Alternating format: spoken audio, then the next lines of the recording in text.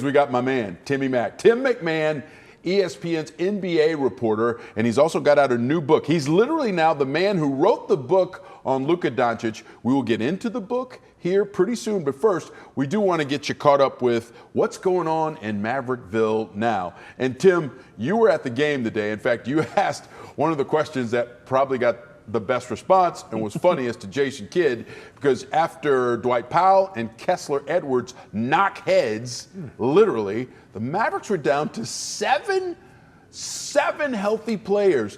I know you've been covering that league for a long time. Have you ever, Tim, seen anything like this?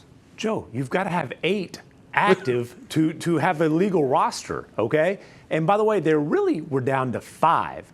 Brandon Williams, the guard on a two-way deal who had a career high last game, was in the starting lineup. He went out with a hamstring tightness. Thank goodness for them that Kessler Edwards actually could come back. Big old bandage above his eye, but he could come back in because Caleb Martin, Dante Exum, they're on minutes restrictions. They hit those in the fourth quarter. So Kessler Edwards comes straight from the locker room, checks in at the scorer's table about midway through the fourth quarter, and Jason Kidd literally did not have an available sub other than that. Like you said, he looks down the bench, it's nothing but street clothes and guys in the back getting stitches. Dwight Powell did tell me that he would be able to play tomorrow night in San Antonio. That gets them back up to the league minimum 8. He kind of's got a little Herman Munster, Frankenstein type of vibe going on, though. He's got 7 stitches right across his forehead. Oh, my God. And that, 7 stitches across the forehead that's about how Mavericks fans, I imagine, are feeling right now. If you told the story of what has happened to the Dallas Mavericks in the last month plus, if you wrote this story in a screenplay, producers everywhere would just throw it back in your face and say, listen, you don't understand the league. That's not how it works. That's not how it goes. Is there anything in particular about this entire saga, Tim, that has really stuck out for you in terms of, man, I didn't have that on my bingo card? Oh, it would probably start with the most shocking trade, maybe in pro sports history, certainly in NBA history. And you talk about things that don't happen. 25-year-old generational talents, fresh off leading their team to the finals after leading the league in scoring, don't get traded unless they have the proverbial gun to the head of the front office. And we all know that's not the case here. Luka Doncic, at this point, was happy to be in Dallas, looked forward to signing that Supermax contract. So you start with that. I've never seen in all of my days covering the NBA any trade that compares to this. Every other time that level of a superstar got traded, it's been because he demanded, or at the bare minimum, requested a trade. So, you start there. We've never seen anything like that. No, I think you're right. That is where you start. But even then, after that, the dumb luck aspect of this whole thing, I mean, that's every bit as unprecedented as the trade. I mean, I just can't believe the way these dominoes have fallen one after another to put the Mavericks where they are now. And where they are now feels like a ship without a rudder. It feels like they're going nowhere. And I know that's overstating it a little bit. How do you see where they are right now, the state of the Mavericks? Tim? Well, and look, it started literally Anthony Davis's debut with the Mavericks, and it was the entire AD storyline arc in a 31-minute span, where that first half he was as dominant as you could imagine a big man being, just doing everything. And then third quarter, he was hurt when the trade was made. The third quarter, it's essentially an aggravation of that injury. Says after the game, I don't think it's anything serious. Well, we haven't seen him in a Mavericks uniform since. It remains to be seen whether we see him in a Mavericks uniform this year. They were hoping to get him and Derek Lively back for the last 2 or 3 weeks of the regular season. I think at this point it's fair to ask, why would you do that? Look, Kyrie Irving, I know the minutes police have been out there. And look, minutes are a concern for a reason, but that was a freak accident. He gets bumped and steps on Valanciunas' foot.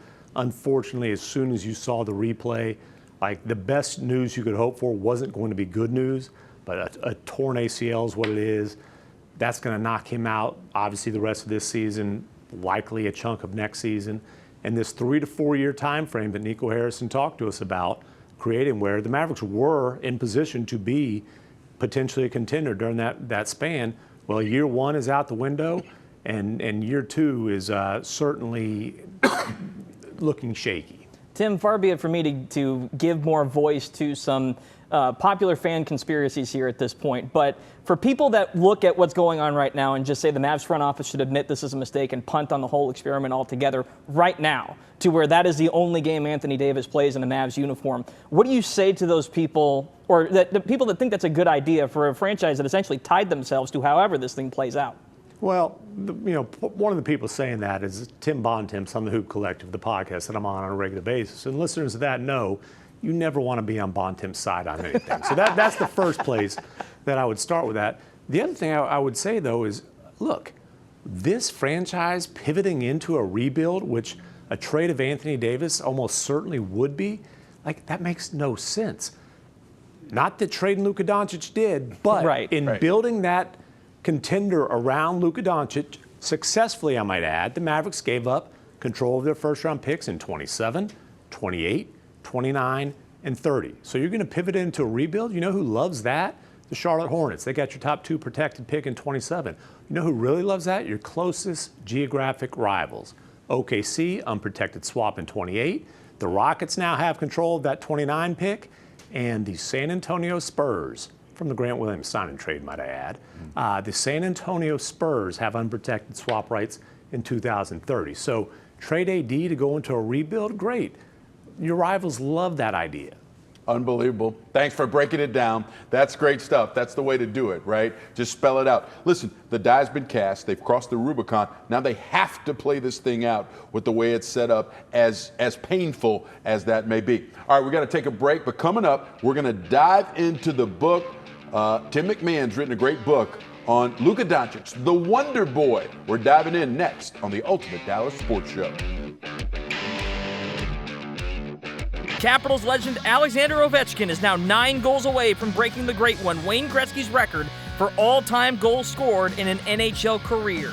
He scored number 886 today in a 4-2 win over the Kraken.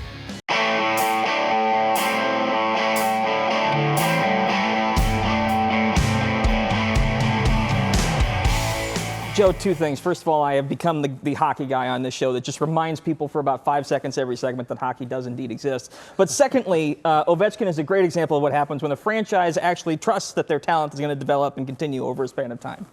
I feel like that's a good way of putting it. You're just continuing to pound on the Mavericks. I mean, it's not. I didn't do anything. Hey. I'm just speaking facts. Well, the person that the Mavericks did not have that same trust in is the subject of the brand new book by our guest tonight, Tim MacMahon, ESPN's NBA reporter. And Tim, let's talk about the Wonder Boy.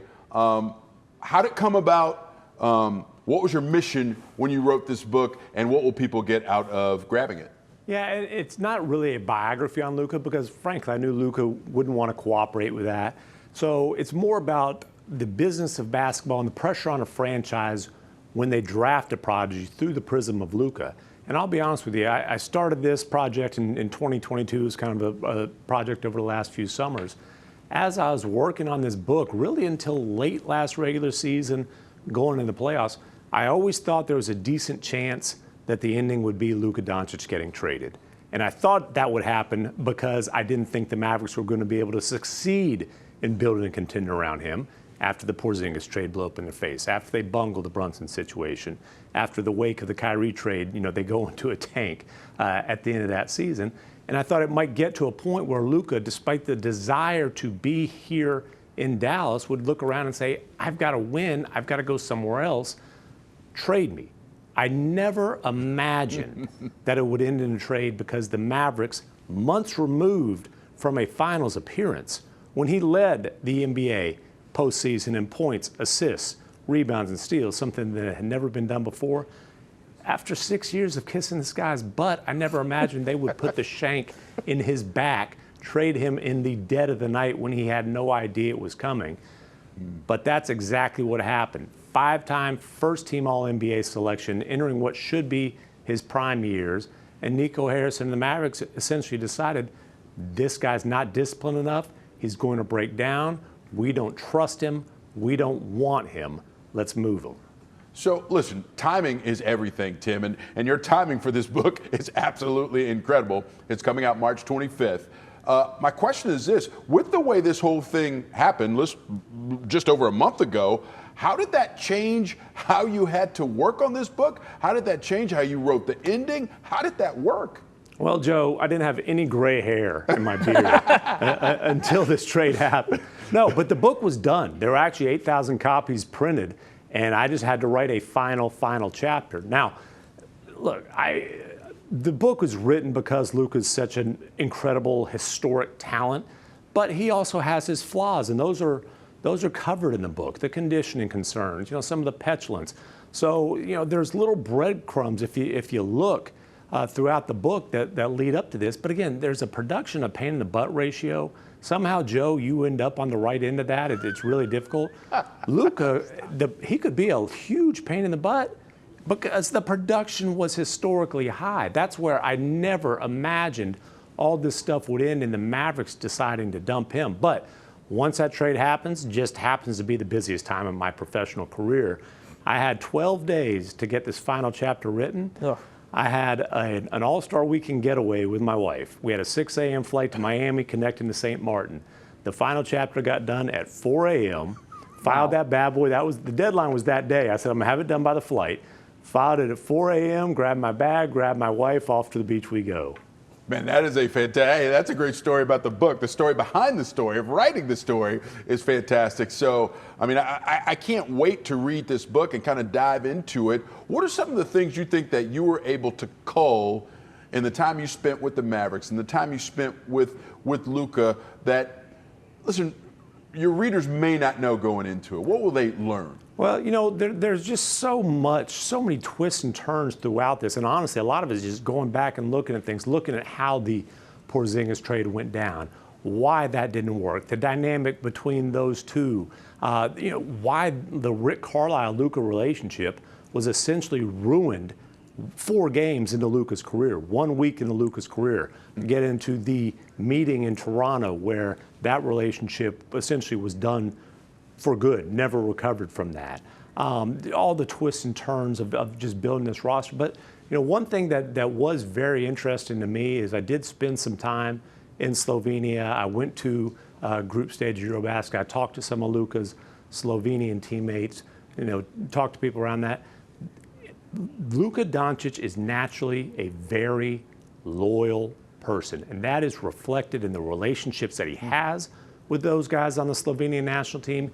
Is reflected in the fact that he plays every single summer for his national team, which is not the norm for NBA superstars. Usually it's kind of a case-by-case, how do I feel this summer type of deal. It's reflected in the fact that he plays for the Slovenian national team at all. This is a guy, he had options. He had a Spanish passport. He was not tied to the Slovenian national team. Spain is an international power. There was a lot written and said in Spanish media while he's with Real Madrid of, hey, let's get this guy. He's going to be the successor. He's going to take the torch from the Gasol brothers. But Luka's thing was, I'm Slovenian. I'm playing for my country. So again, while there's been fear within the Mavericks organization in previous years about it getting to a point where Luka might request a trade, naturally, he is an extremely loyal person. I would say he's the guy, it's hard to earn his trust. It's easy to lose it. But if you have his trust, then he's a loyal guy, and that's why I absolutely take him at face value when he says he wanted to spend his entire career right here in Dallas and have a statue next to Dirk's out there. It's great stuff. Can't wait to read the book.